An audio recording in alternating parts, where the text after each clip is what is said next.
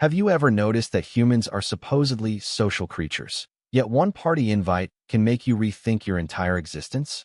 Like, you're totally fine living on a planet with 8 billion people, but ask you to attend a small gathering, and suddenly you're Googling acceptable reasons to disappear for 48 hours.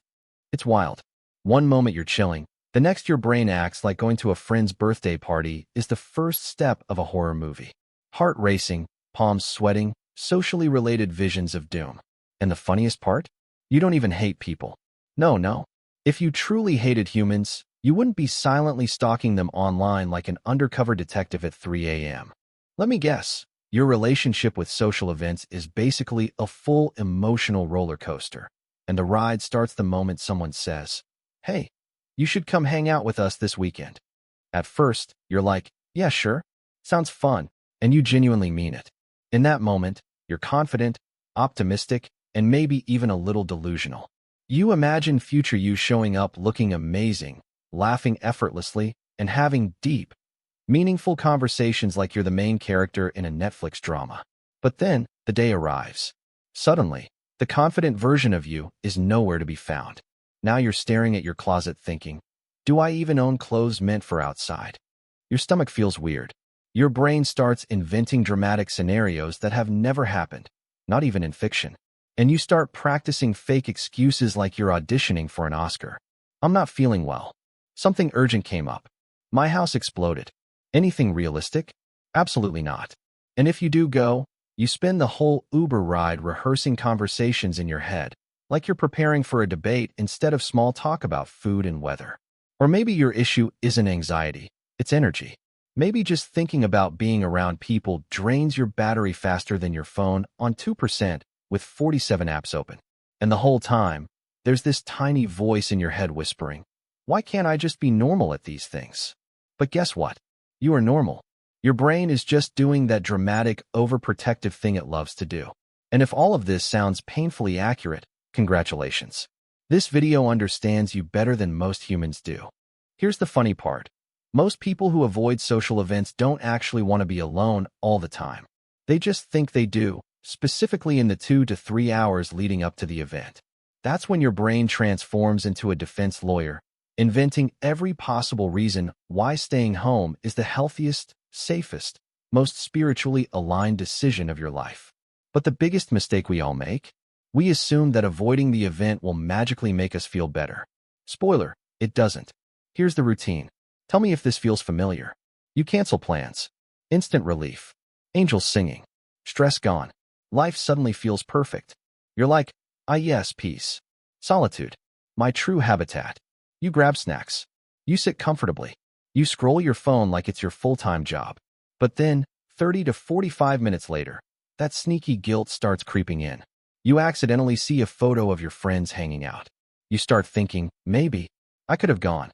And suddenly, you're spiraling. Why am I like this? Do they think I don't care? Am I the problem friend? Another mistake? The over-preparation technique. This is where you spend hours before the event rehearsing conversations as if you're preparing for a UN speech. What if they ask what I do? What if they ask about my life plans? What if they ask why I'm quiet? You practice fake confident laughs in the mirror. You rehearse your surprised face for compliments you'll probably never receive. Meanwhile, everyone else at the event is talking about food, work stress, and the weather. They're not running psychological evaluations on you. They're just trying to survive the awkward small talk too.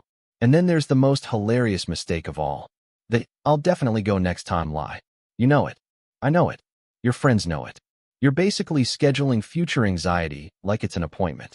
People often say things like, "Just be confident. Stop overthinking. Just go. You'll have fun." Wow. Incredible. Amazing advice. Totally solves the entire psychological system humans developed over thousands of years. No, these surface-level tips fail because the real issue isn't the event at all. It's what your brain believes will happen at the event. And that's where the real story begins. Here's the twist. When you avoid social events, you're not actually avoiding people. You're avoiding the emotional discomfort your brain predicts people might cause. Your brain isn't trying to ruin your social life. It's trying to keep you safe in the most dramatic, overprotective way possible. Deep down, what you really want is simple. You want to feel safe. You want to feel in control. You want to avoid awkwardness or judgment. You want to protect your energy. You want to avoid situations where you might feel not enough. It's not about being introverted. It's not about being antisocial. It's not about hating gatherings. It's about protecting your identity and emotional comfort. Your brain is basically a paranoid bodyguard who assumes every social event is a potential danger. Even though 99% of the time, the biggest threat there is someone asking, "So what's new with you?" Once you understand this underlying goal, everything suddenly makes a lot more sense. All right, let's get to the heart of the whole. Why do I suddenly want to evaporate when someone invites me to a social event? Mystery. Here's the main principle behind it. Your brain exaggerates social danger and underestimates your ability to handle it. That's it. That's the whole conspiracy. Your brain is basically a dramatic movie director with a budget of 0 rupees and unlimited imagination. Let me explain. The brain's built-in overreaction system. Imagine your brain has a little security guard living inside it. This guard is always on edge, tiny, jittery, overcaffeinated, constantly assuming the worst. Invite to a wedding? Guard says, danger. Too many humans. Someone asks, are you coming tonight? Guard says, possible threat. Prepare excuses. Someone waves at you in public? Guard says, abort mission. Eye contact detected. This security guard doesn't care if your friend is chill, the event is small, or the vibe is totally safe. It learned, thousands of years ago, that being judged by your tribe was life-threatening. And even though no one is going to exile you from civilization because you didn't make small talk about biryani, your brain hasn't updated the software. It still thinks. Social judgment equals danger. Why the brain thinks social events are risky? There are 4 big psychological reasons. Fear of negative evaluation. In simple language, I don't want people thinking badly of me. Your brain is convinced that everyone is secretly gathering in corners discussing your outfit, your life choices, the way you stood awkwardly, the fact that you didn't talk much, that one time you mispronounced a word. Meanwhile, in real life, people are mostly thinking about whether the food is good, if they look okay, what they're going to say next, whether they locked their car, when they can go home. Nobody is analyzing you like a character study, but your brain doesn't believe that. It thinks you're the main character in everyone's story. Relax. You're not. Everyone else is the main character of their own story. Cognitive overload. Social events require micro-decisions. Who should I talk to first? Am I standing weird? Am I smiling too much? Too little? Should I join that group conversation? Should I pretend to check my phone? Is it time to laugh yet? It's basically running a computer with 143 apps open. Your brain burns out before anything even happens. This is why you feel exhausted thinking about going. Your social battery is drained by imaginary events. Role confusion. At home, you know who you are. With close friends, you know who you are. But at social gatherings, your brain is like, who do I become? The funny one, the serious one, the polite one, the mysterious one, the one who nods too much, the one who laughs awkwardly. The pressure is too much. We avoid events not because we don't like people, but because we don't like feeling unsure of our role. Humans love clarity. Social events are unpredictable. Your brain hates unpredictability.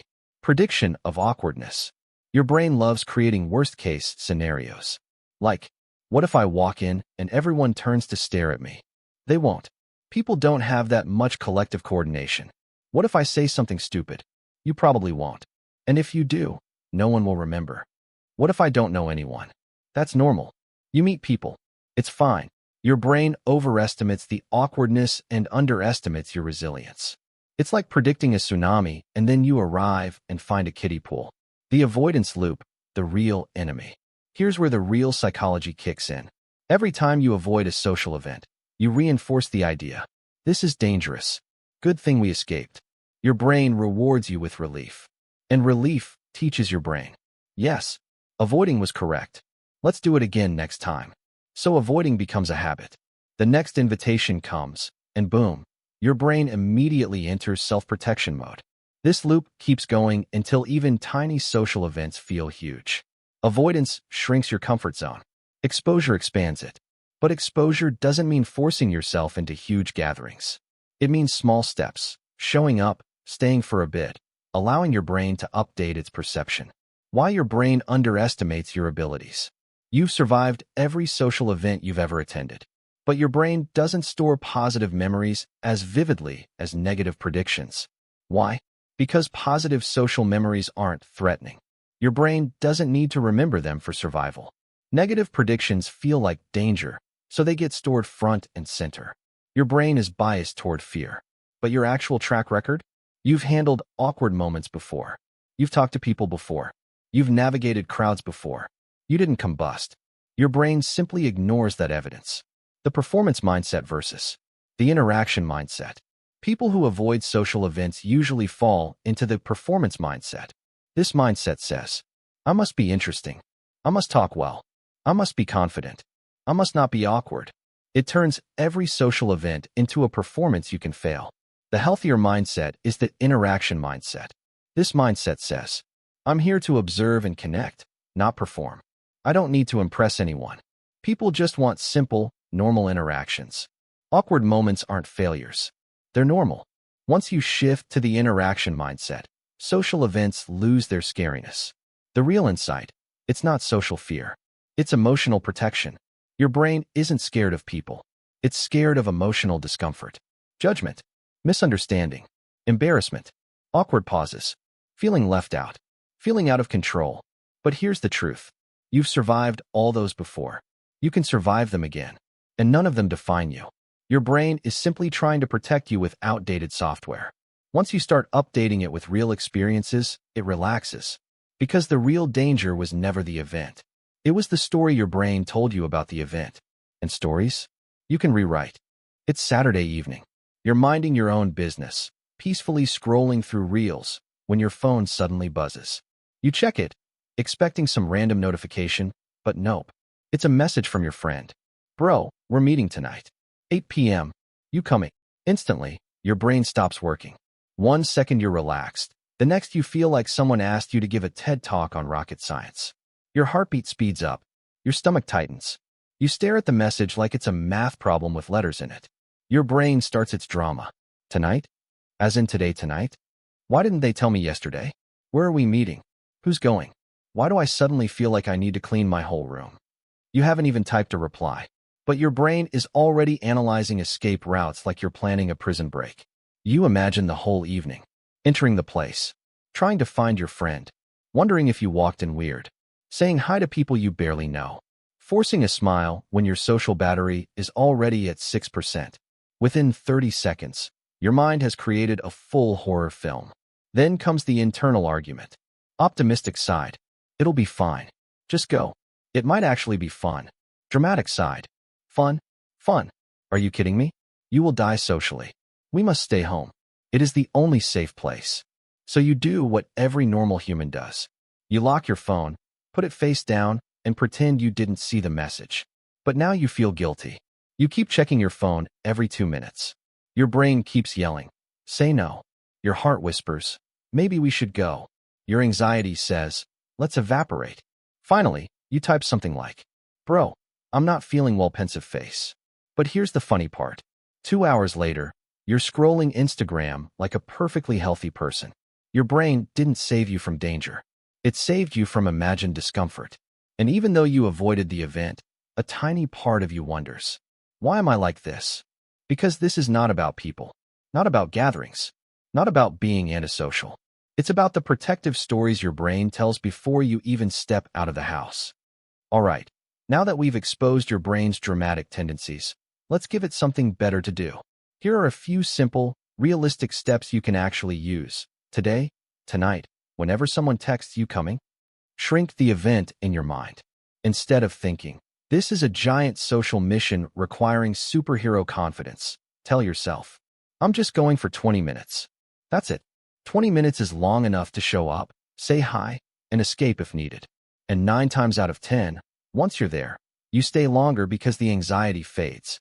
This trick basically confuses your brain into calmness. Prepare one safe topic. Not a script, not a speech, just one normal, basic topic you can fall back on. So what are you working on these days? Did you watch current show? Or the classic, bro, traffic was crazy today. Small talk doesn't need genius, it needs comfort. One simple sentence can save your whole night. Set a social battery budget. Before leaving, decide, I'm giving this event 40% energy, not 100%. People pleasers burn out because they try to be on the whole time. Give yourself permission to be chill, quiet, observant, whatever feels natural. You're not there to perform. Anchor yourself physically. Anxious brain, give your body a job. Hold a drink. Hold your phone, silently, not like you're searching for the meaning of life. Stand near a wall or corner. Your body will feel safer, which instantly calms your mind. Don't leave without one micro win. A smile, a hello, a tiny conversation, or even just showing up. Your brain needs evidence that you can handle social situations. Gather that evidence, one tiny win at a time. These steps don't make you a social butterfly. They just make you a calm, functional human in public. And honestly, that's more than enough. All right, here's a powerful little mind trick that sounds silly, but works embarrassingly well. I call it the future you swap. Here's how it works. Whenever your brain starts panicking about a social event, pause for 3 seconds and ask yourself, what would future me, the version who already survived the event, say right now? Because here's the funny thing. Future you is always calmer, less dramatic, and way more reasonable than present you. Future you is the one who goes, relax, bro. It wasn't that deep. Nobody judged you. You actually laughed and had a good time for 12 minutes straight. You didn't even do the weird thing you thought you'd do. By switching perspectives, you hijack your brain's fear response. You anchor yourself to the version of you that's already succeeded, not the panicky version imagining disaster. To make this stick even harder, create a tiny visual anchor. Imagine future you tossing you a key from across the room.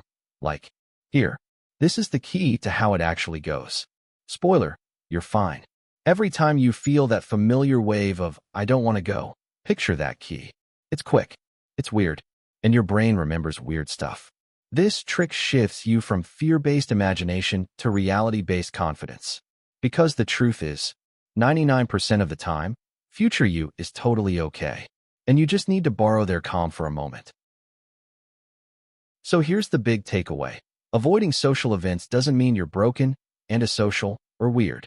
It means your brain has been running on outdated warnings, like an overprotective parent who still thinks the world is full of tigers and quicksand. Once you understand what's really happening inside your head, everything becomes a little lighter, a little funnier, and a lot more manageable. You don't need to become the loudest person in the room or the life of every gathering. You just need a calmer mind, a gentler approach, and a few tricks that make social situations feel less like an exam and more like just life happening around you. So take a breath. Use the tiny steps. Borrow confidence from future you. And remember, you're allowed to grow slowly. If you enjoyed this breakdown and it made you feel understood, even a little, stick around. There's a lot more coming about psychology, mindset, and all the weird things our brains do. No pressure. No hype. Just hit subscribe if you want more videos that feel like this one. Simple, relatable, and actually useful. See you in the next one.